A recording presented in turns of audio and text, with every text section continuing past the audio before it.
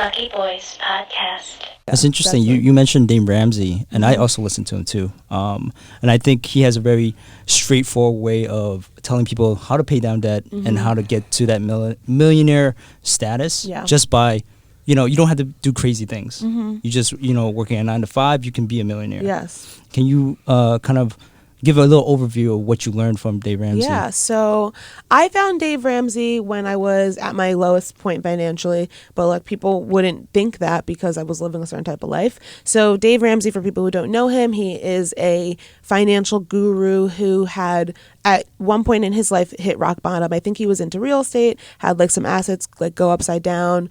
Him and his wife were at one point living a high life, and then they had to like pull themselves up by their bootstraps and follow what they created, the 7 baby steps. So the first baby step is getting your $1,000 emergency fund. So like if anything happens, like your car or whatever, you have $1,000 that you don't have to like charge on a credit card. Then it's paying your debts from smallest to largest. I decided smallest to largest smallest to largest dollar amount.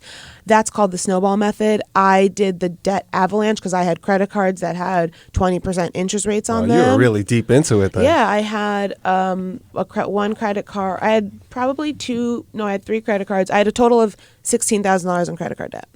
That I was like, these are just bothering me. And like I read a blog by Mr. Money Mustache, like if you have high interest credit card debt, think about it like your hair is on fire, like you need to get rid of that shit. Absolutely. And so I paid that with so much intensity versus like paying your student loan that might have a 3% interest rate, or your mortgage or something with like a low interest rate, because the debt snowball method is based on psychology. Like, you pay off, like you owe $100 to your neighbor with 0% interest. That just getting that $100 away will make you feel better. And like those little wins and you quickly like roll that $100 that you owe into something else.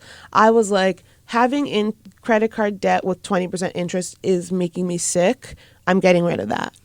And so that's how I did it. And then after that, then it's you want to build up your emergency fund even more, 3 to 6 months, 12 months, depending on, what kind of industry you work in and how secure you feel in your career. And then you'll move on to saving for a house, or then the final step, I believe, is like paying off your mortgage. And then you want to set up for your kids and stuff like that.